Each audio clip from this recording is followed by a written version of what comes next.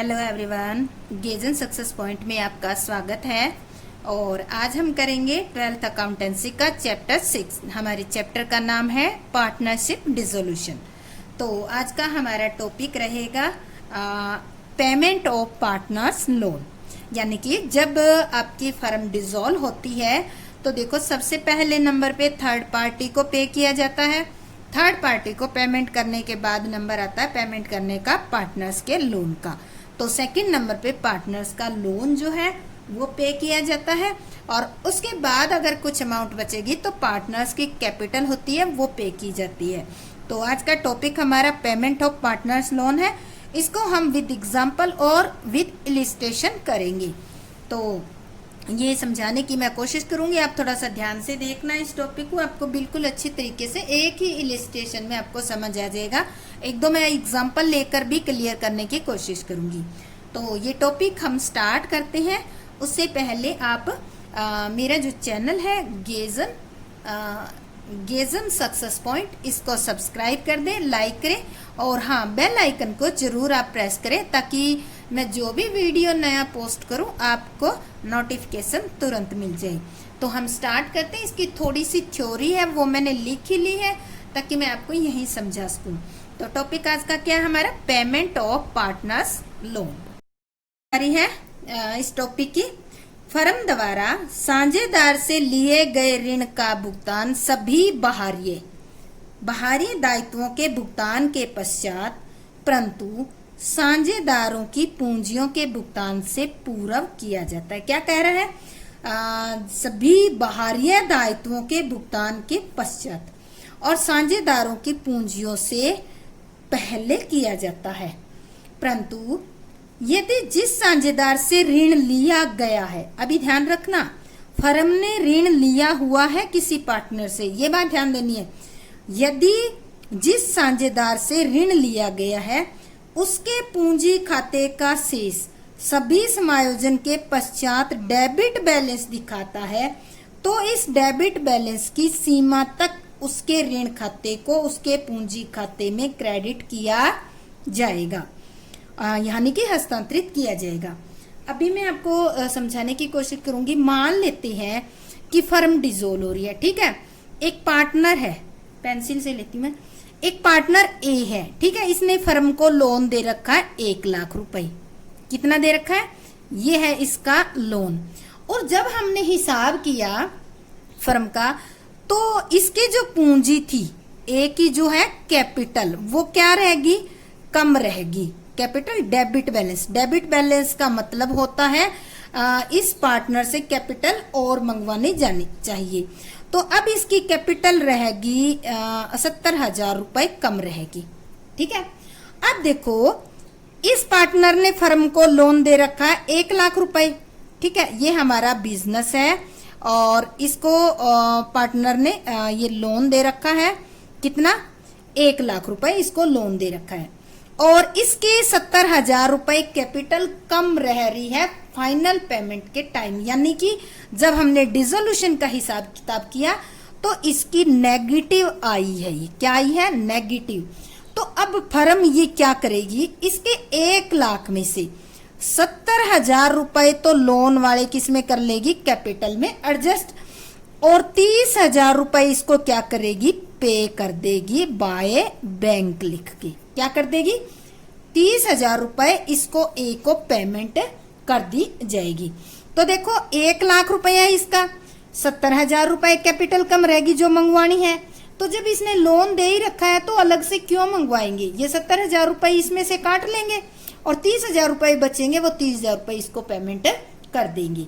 तो इसके बारे में यही कह रखा है। देखो, यहाँ क्वेश्चन के अंदर यही बात कहने जा रहा है कि जिस साझेदार से ऋण लिया गया है उसके पूंजी खाते का शेष सभी समायोजन, क्या कर रहे हैं? सभी समायोजन के पश्चात। आप कैपिटल अकाउंट बनाते हो और कैपिटल अकाउंट बनाने के बाद लास्ट में जो बैलेंस शीट निकालते थे ना, इस कंडीशन में फाइनल पेमेंट होती है।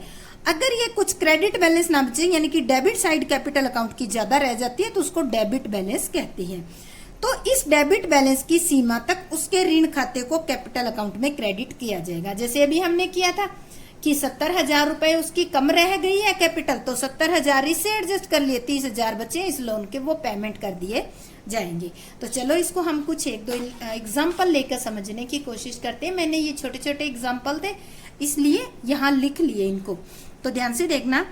लोन फ्रॉम मनोज, मनोज क्या है, एक पार्टनर, ₹1,000। लोन फ्रॉम आ जाता है तो इसका मतलब फर्म ने इस पार्टनर से ले रखा है लोन। और मनोज कैपिटल क्रेडिट बैलेंस 40,000 रुपए, कितना है, 40,000। तो देखो अब जब हमने डिसोल्यूशन के टाइम हिसाब किताब किया तो मनोज ने 1,00,000 रुपए लोन दे रखा है, वो पेमेंट करना पड़ेगा, और 40,000 रुपए इसको कैपिटल पे करनी पड़ेगी, क्योंकि क्रेडिट बैलेंस है तो पे करनी पड़ेगी। तो इस पहली कंडीशन में आप एंट्री कैसे करोगे, पहली कंडीशन में एंट्री कैसे करेंगे? तो देखो सबसे पहले हम लोन के बारे में, क्योंकि आज का हमारा टॉपिक लोन का ही है, तो हम लोन की पेमेंट की ही एंट्री आपको करके दिखाएंगे। तो इसमें हम एंट्री करेंगे Manoj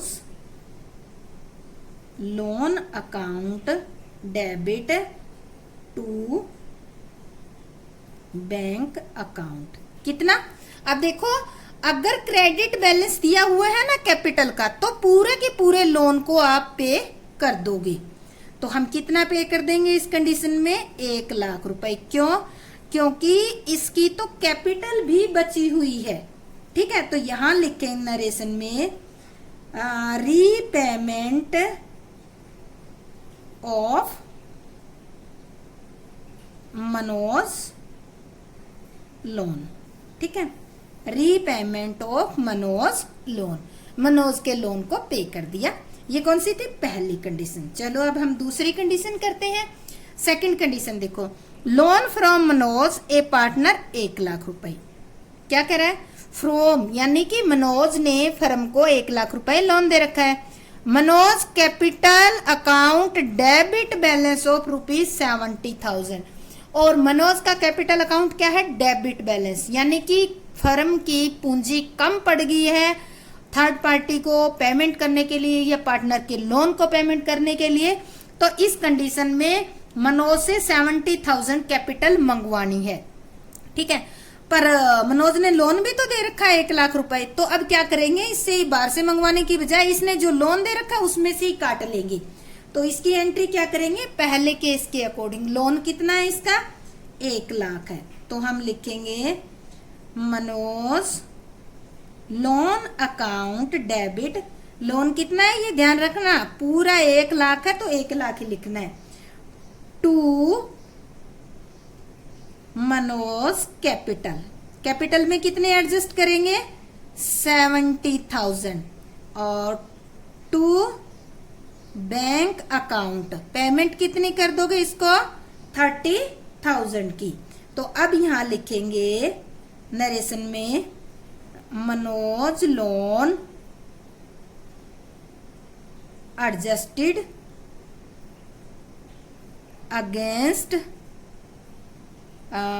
debit balance of capital, ये लिखना आपको जरूरी है क्योंकि आपने एडजस्ट की है।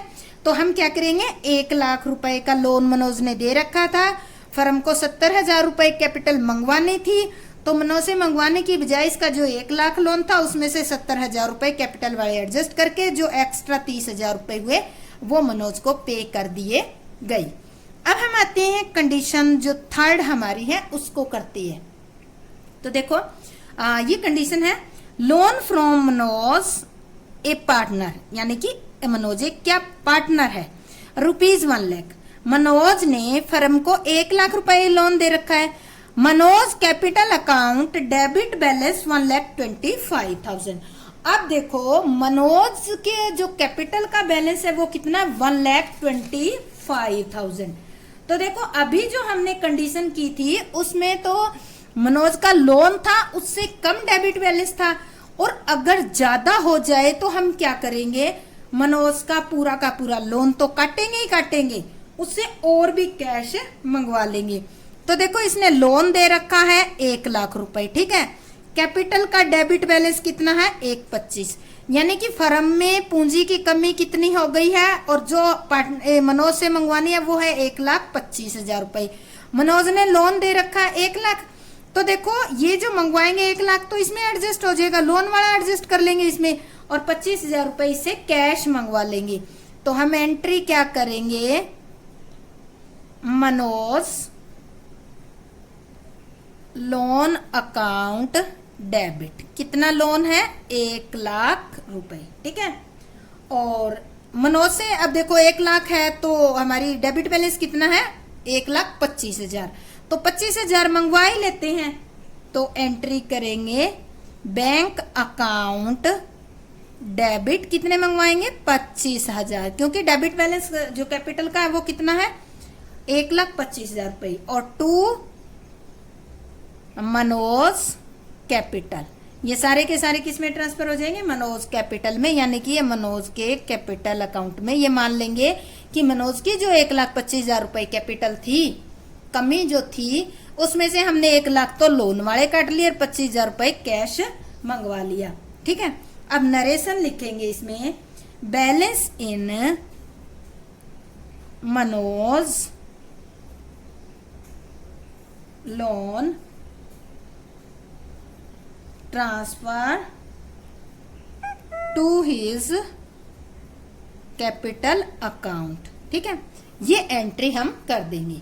तो इस तरह से अगर डेबिट बैलेंस जब दे रखा हो किसी पार्टनर की कैपिटल का और उस पार्टनर ने लोन भी दे रखा हो, तो सबसे पहले उसे मंगवाने की बजाय हम क्या करेंगे, उसे लोन में से काट लेंगे और बाकी जो अमाउंट बचेगी, जैसे ये थर्ड केस में हमने किया, सेम ऐसे हम उससे कैश में मंगवा लेगी। तो चलो अभी हम करते हैं, ये हमने कुछ एग्जाम्पल लिए समझने के लिए कि पार्टनर की लोन की जो अगर बाय चांस डेबिट बैलेंस हो जाता है कैपिटल का, तो उसको एडजस्ट कैसे किया जाएगा। तो हम करते हैं अब नेक्स्ट इलिस्ट्रेशन लेते हैं, ये हमारा आ गया इलिस्ट्रेशन। हम करेंगे 40, मैं लिख देती हूँ यहाँ पर 14 इलिस्ट्रेशन है, और मैं डीके गोयल की बुक से आपको टीच कर रही हूँ, तो मैं आपको इलिस्ट्रेशन रीड करवा देती हूँ। आप थोड़ा सा ध्यान से सुनना, मैं एक एक पॉइंट बोलती जाऊंगी, आप अपनी बुक खोलो उसमें मिलाते जाना। Following is the balance sheet of X and Y who share profit and losses in the ratio 4:1। दो पार्टनर है एक्स और वाई, उनका रेशियो है 4:1 का, एज एट 31 मार्च 2017। लाइबिलिटी साइड देखो, सन्ड्री डेटर क्रेडिटर है 8,000, bank overdraft 6,000, x brother loan, X के भाई ने लोन दे रखा है तो ये थर्ड पार्टी का है 8,000, वाईज लोन अकाउंट 3,000, वाई ने लोन दे रखा है फर्म को 3,000, investment fluctuation fund 5,000, capital account x और वाई की कैपिटल, एक्स की है 50,000 और वाई की है 40,000। अब आते हैं asset side, bank balance 20,000, debtor internal inner column में 17, लेस प्रोविजन 2,000, मेन कॉलम में 15,000, स्टॉक है 15,000, इन्वेस्टमेंट 25,000, फर्नीचर 6,000, बिल्डिंग 19,000, गुडविल 10,000 और प्रॉफिट एंड लॉस का डेबिट बैलेंस दिया हुआ है 10,000। इसके बाद कह रहा है the firm was dissolve on the above date and the following arrangement was decide upon. कुछ अरेंजमेंट की है, वो क्या की है नेक्स्ट पेज पे है, हम करते हैं इसको। तो देखो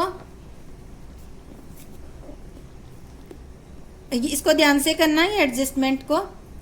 एक्स एग्री टू पे of his brother loan, x अपने भाई के लोन को पे करेगा।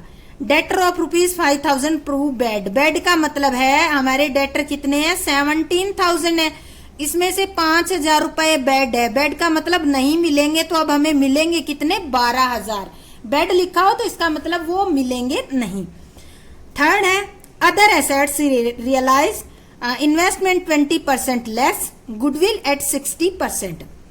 One of the creditor of ₹5,000 was paid off only 3,000, 5,000 रुपए का कोई क्रेडिटर थे जिनको अब केवल 3,000 ही पे किया जाएगा, वो 3,000 में मान जाएंगे। Buildings were auction for 30,000 and the auctioneer commission amounted to ₹1,000, building को आपने कितने में बेचा, 30,000 में बेचा।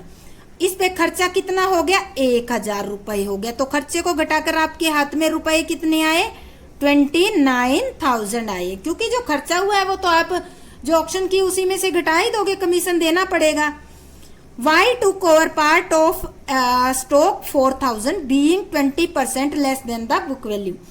Y जो था, टोटल जो स्टॉक था उसमें से 4,000 रुपए बुक वैल्यू वाला स्टॉक 20% लेस पे, बुक वैल्यू से लेस पे लिया है। बैलेंस स्टॉक रियलाइज 50% और बाकी जो स्टॉक बच गया वो जो स्टॉक है वो 50% पे रियलाइज हुआ है। Realisation expenses amounted to rupees 2,000 और रियलाइजेशन का एक्सपेंसेस 2,000 है। हमें अकाउंट बनाने, realisation account, partners capital account and bank account, तीनों अकाउंट बनाने हैं। तो चलो हम स्टार्ट करते हैं। रियलाइजेशन अकाउंट बनाते हैं सबसे पहले हम। तो मैं परफॉर्मा बना लेती हूँ रियलाइजेशन अकाउंट का, और यहाँ तक ही लेंगे। इधर ये साइड में अगर कोई हमें वर्किंग नोट बनाना होगा तो उसके लिए हम जगह छोड़ देते हैं। तो ये हमारा हो गया रियलाइजेशन अकाउंट का परफॉर्मा। तो यहां लिख देते हैं हमारा रियलाइजेशन अकाउंट।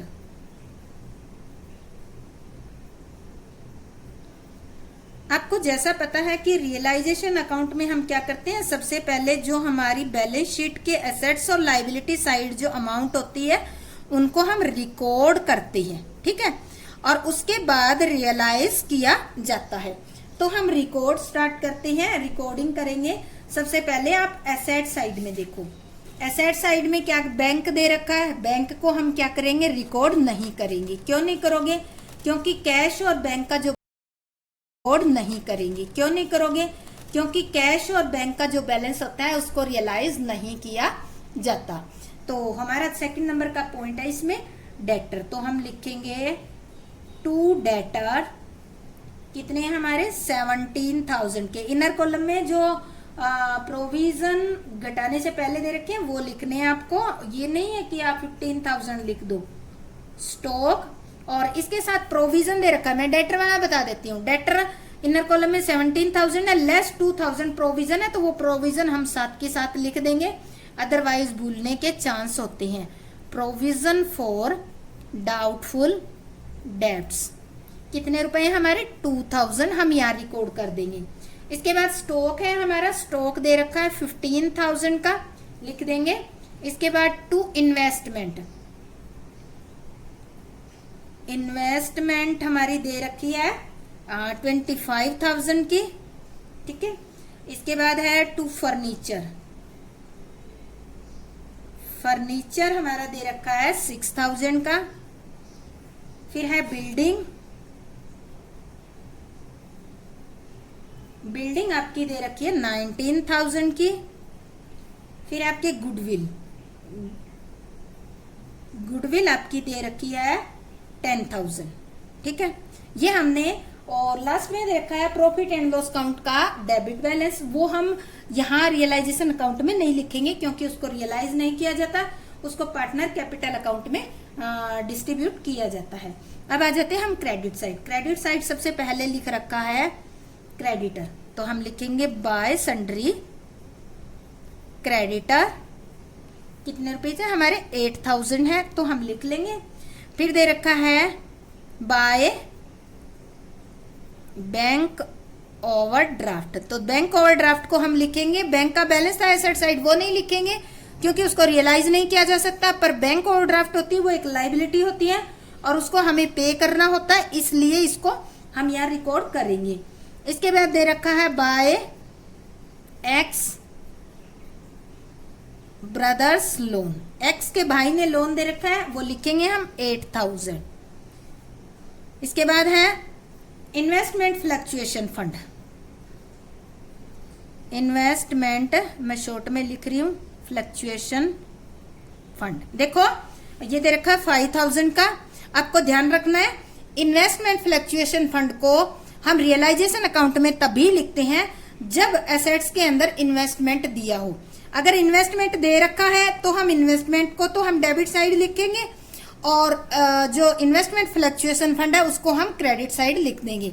अगर बाई चांस ये हम मान लेते हैं कि इन्वेस्टमेंट यहाँ नहीं दे रखा है तो इसको हम यहाँ नहीं लिखते, इसको हम फिर कैपिटल अकाउंट में पार्टनर्स में डिवाइड कर देते। ध्यान रखना है, इन्वेस्टमेंट हो तो फ्लक्चुएशन फंड को लिखना है इसमें, अगर इन्वेस्टमेंट क्वेश्चन में नहीं दे रखे तो फ्लक्चुएशन फंड को नहीं लिखना, पार्टनर्स के अंदर डिवाइड करना है, ये ध्यान रखना है कैपिटल अकाउंट के अंदर।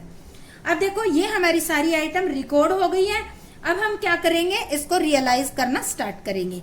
तो हम लिख लेते हैं बाय बैंक अकाउंट, ठीक है, ब्रैकेट में लिख देते हैं एसेट्स रियलाइज्ड। एसेट्स रियलाइज्ड हुई है, इसको हम रेप में लिखेंगे। देखो यहाँ पे टोटल करते हैं, हमारे डेटर कितने के थे, डेटर थे हमारे 17 के, उसमें से 5,000 रुपए के बेड है तो कितने मिले आपको, 12,000 मिले, ठीक है।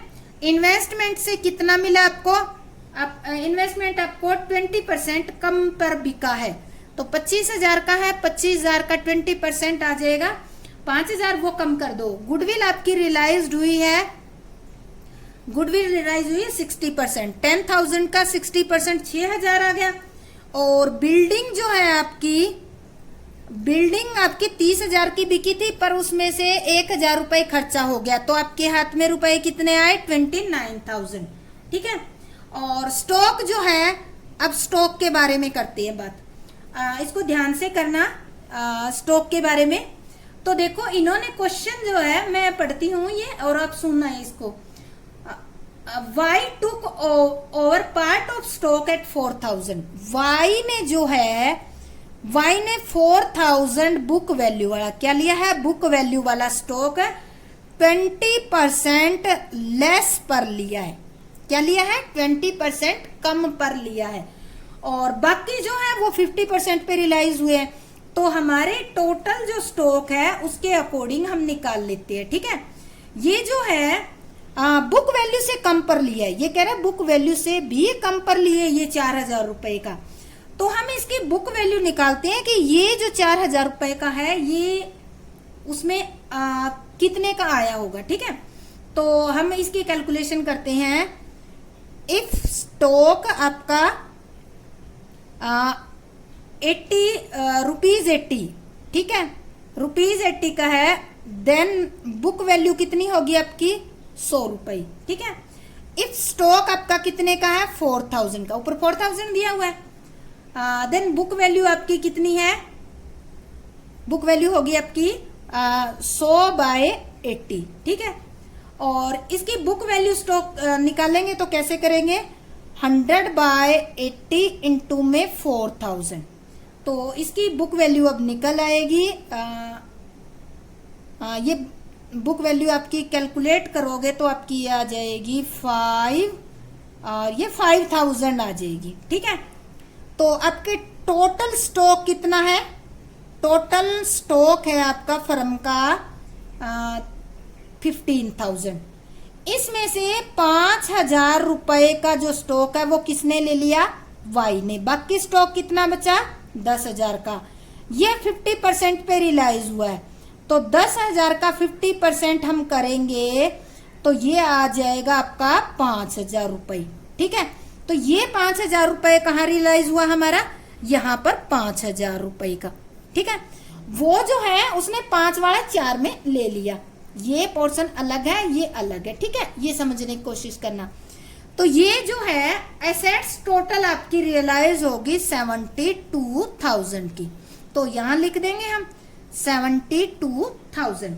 अब देखो वाई ने स्टॉक ले लिया by Y's capital account, bracket में लिख देंगे स्टॉक टेकन। कितने का लिया है भाई इसने स्टॉक टेकन, 4,000 का। कहा है ना क्वेश्चन में कि इसने 4,000 रुपए का लिया है और 20% less than book value, book value से 20% कम पर लिया है, पर वो वैल्यू 4,000 रुपए। तो हमने बुक वैल्यू निकाली, कितनी आई थी 5,000, यानी कि 5,000 वाला 4,000 में लिया है। 5,000 पे 20% कितना आ गया, 1,000 रुपए, और 1,000 रुपए कम करके इसने 4,000 में ले लिया है। और अब देखो क्वेश्चन में एक पॉइंट आया है, हमने यहाँ debtor, investment, goodwill, building, stock ले लिया, पर यहाँ देखो आपका फर्नीचर भी दिया हुआ है। फर्नीचर के बारे में कुछ नहीं कह रखा, तो इसका मतलब है फर्नीचर से हमें कुछ भी रुपया प्राप्त नहीं हुआ है। ठीक है, अगर किसी एसेट्स के बारे में कुछ भी नहीं कह रखा है तो इसका मतलब उससे आपको कुछ भी नहीं मिला है। तो हमारी सारी की सारी एसेट्स रियलाइज होगी या फिर हमने हमारे किसी पार्टनर ने ले लिए। अब हमें पेमेंट करनी है। पेमेंट किस किस की करनी है?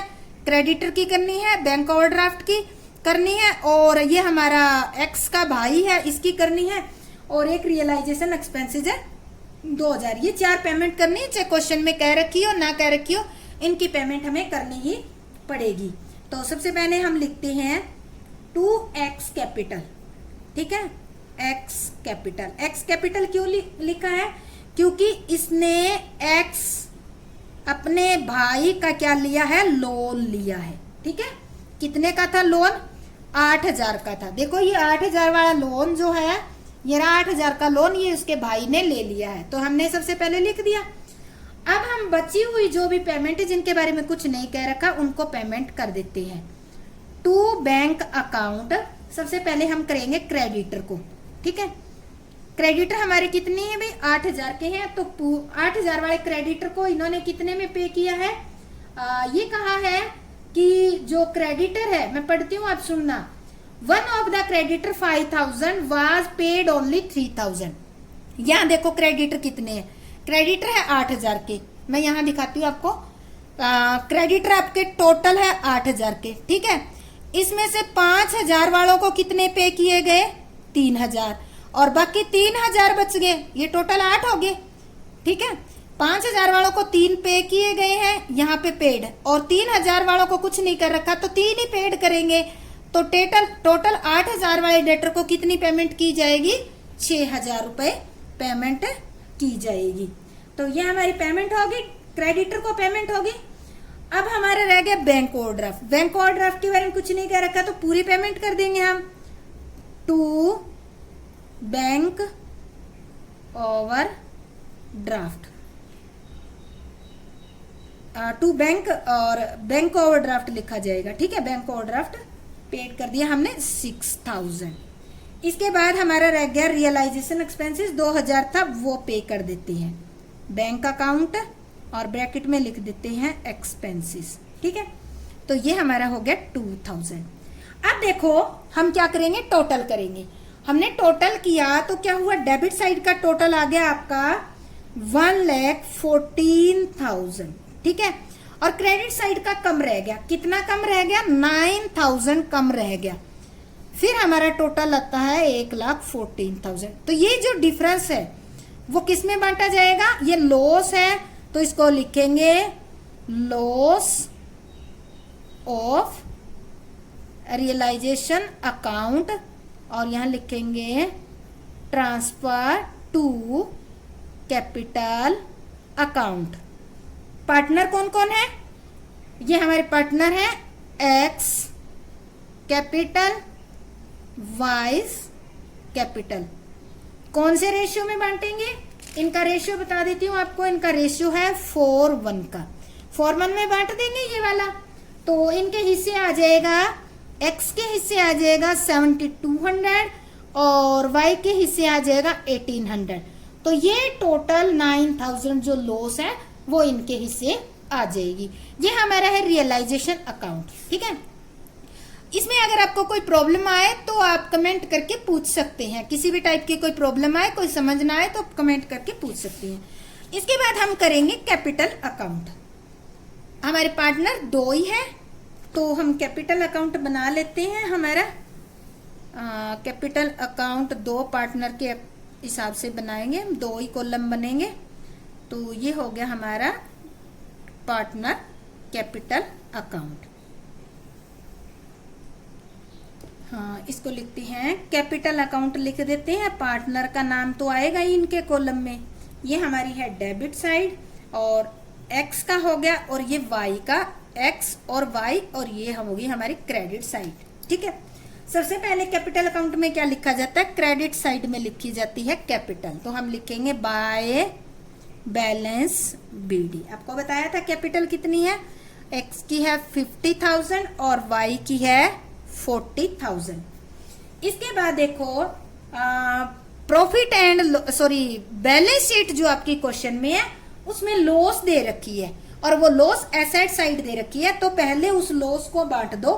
तो लिखेंगे to profit and loss account, bracket में लिख दो डेबिट बैलेंस। ठीक है, डेबिट बैलेंस तो इनके अंदर बंट जाएगा। ये 10,000 रुपए है और 10,000 रुपए को आप 4:1 के रेशियो में बांटोगे तो आ जाएगा 8,000 रुपए और वाई के हिस्से 2,000 रुपए। ठीक है, फिर हमने क्या निकाला था, रियलाइजेशन का लॉस निकाला था, तो यहाँ लॉस डेबिट साइड में ही आएगा टू रियलाइजेशन अकाउंट। रियलाइजेशन का अकाउंट का जो लॉस था वो हम लिख देंगे। एक्स के हिस्से आया था 7,200 और वाई के हिस्से आया था 1,800। अब देखो इन्होंने किसी ने एसेट्स लिए, किसी ने लाइबिलिटी ली है, तो वाई जो है उसने क्या लिया था, स्टॉक लिया था। तो हम एंट्री करेंगे यहाँ रियलाइजेशन अकाउंट, ब्रैकेट में लिख देंगे इसने क्या लिया है, स्टॉक टेकन। किसने लिया है, ये ध्यान से रखना, वाई ने लिया था। ठीक है, वाई ने 4,000 का स्टॉक लिया था। पर एक और भी था बंदा, एक्स जो था उसने अपने भाई का लोन भी लिया था, तो यहां लिखेंगे बाय रियलाइजेशन अकाउंट। ठीक है, X brothers loan taken. X ने अपने भाई का 8,000 रुपए का लोन लिया है। ठीक है, यह होगी हमारी सारी आइटम। अब हम कर लेते हैं क्रेडिट साइड का टोटल करते हैं। सबसे पहले हम एक्स का करते हैं। एक्स का टोटल आ गया हमारा 58,000 और वाई का टोटल किया तो वाई का कितना आया, 4,000 आया।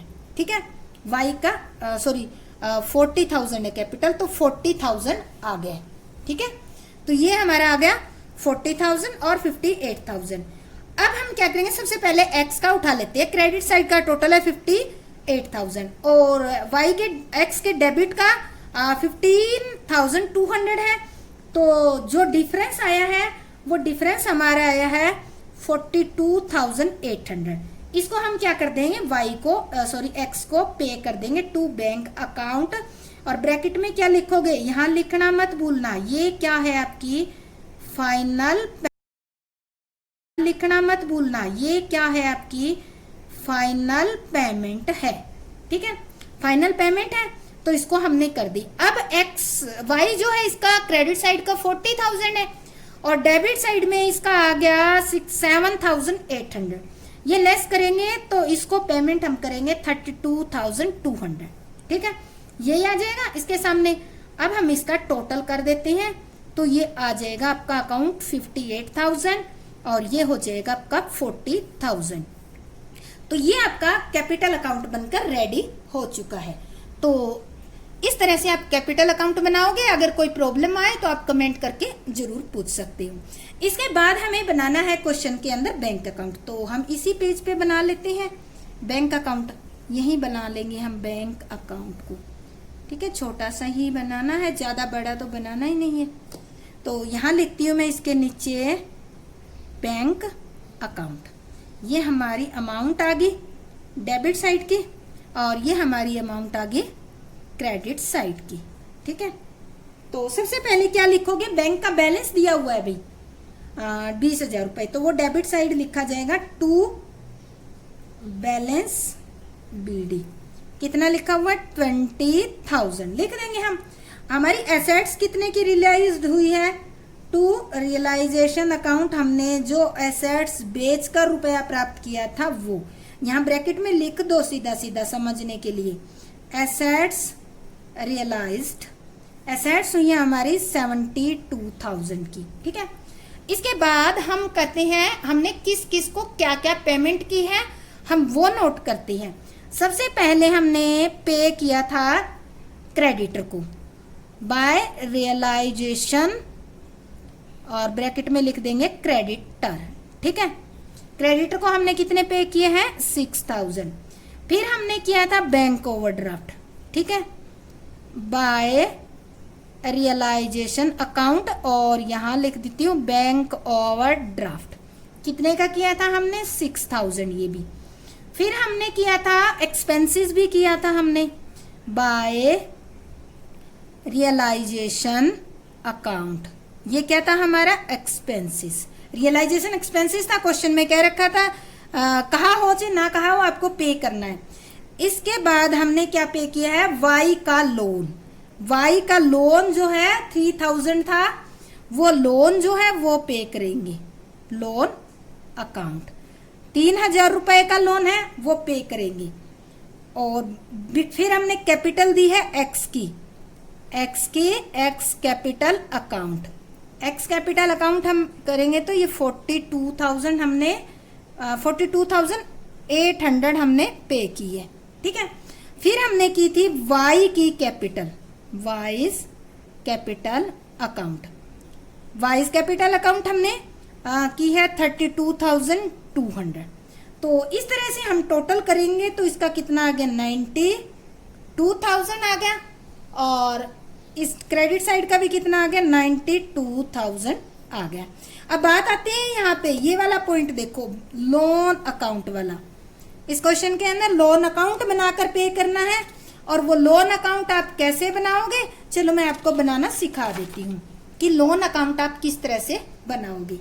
तो लोन अकाउंट हम बनाएंगे, वाई जो है उसको पेमेंट करनी है। ये हमारा हो गया। यहाँ लिखोगे ऊपर पार्टनर्स लोन अकाउंट। ये बड़ा सिंपल था, इसलिए क्वेश्चन में ये लोन अकाउंट बनाकर नहीं दिया, सीधा बैंक अकाउंट में ही इन्होंने क्या किया? लोन अमाउंट की, जो लोन की अमाउंट है वो पेमेंट कर दी है। पर मैं आपको बनाकर दिखा देती हूँ।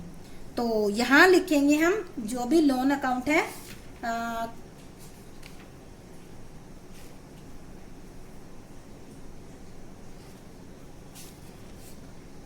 यहाँ लिखते हैं हम बाय, क्या नाम था इसका? वाइज कैपिटल अकाउंट, ठीक है। इसका कैपिटल अकाउंट में हमने नहीं ट्रांसफर करते हैं तो यह कैपिटल अकाउंट नहीं भी लिख सकते हो। दूसरी कंडीशन में आप सीधा ये लिख सकते हो बाय बैलेंस बीडी। क्यों? क्योंकि यहाँ पर लोन अकाउंट लिखा हुआ है। दो तरह से लिखा जा सकता है।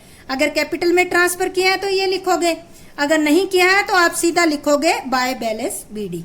तो ये मैंने इसलिए आपको लिख के दिखाया है कि कई बार लोन को कैपिटल में ट्रांसफर करते हैं, जैसे मैंने एग्जांपल में समझाया ना आपको, सेम उसी तरीके से, ठीक है। तो हम यहाँ क्या करेंगे? कितना है हमारा लोन? 3000 का। इस 3000 को हम यहाँ डेट दे देते हैं, ये 1 अप्रैल हमारी सन देख लेते हैं कौन सा है, 2017, ठीक है, 17। तो हमारा कितना था बैलेंस? 3000। और यहाँ पर जो भी हमारी लास्ट की डेट है 31 मार्च 2017 को टू बैंक अकाउंट। जिस दिन हम डिसॉल्व कर रहे हैं फर्म, उस दिन लिखना है आपको, ठीक है। यहाँ डेट लिख दी है तो यहाँ अमाउंट लिख देते हैं। तो यहाँ हमने 3000 कर दिया और यहाँ लिख देंगे पेड। तो ये हमारा लोन जो अकाउंट है वो कंप्लीट हो गया। बिल्कुल आसान सा है और सिंपल सा है। अगर फिर भी आपको कोई प्रॉब्लम आए तो आप कमेंट करके पूछ सकते हैं। तो ये हमारा आज का टॉपिक जो था वो था पार्टनर्स को लोन की पेमेंट किस तरह से करनी है जब आप फर्म को डिसॉल्व करते हो। तो इसके बेस पे आपके जो क्वेश्चन है वो क्वेश्चन हो जाएंगे। आपको बता दूं कि आप इजीली इनको सोल्व कर सकते हो। 17 क्वेश्चन तक डीके गोयल की बुक में आप सॉल्व कर सकते हो। तो स्टूडेंट, अगर आप मेरे चैनल को फर्स्ट टाइम देख रहे हैं तो इसको सब्सक्राइब करें और बेल आइकन जरूर दबाएं ताकि आप जैसे ही मैं कोई नया वीडियो पोस्ट करूं तो आपको उसका नोटिफिकेशन मिल जाएगा। अगर आपको अच्छा लगा है तो लाइक शेयर भी करें, ज्यादा से ज्यादा लाइक करें ताकि मुझे फीडबैक मिलता रहे। और अगर आपको कोई डाउट आता है तो कमेंट भी जरूर करें। आपका बहुत बहुत धन्यवाद।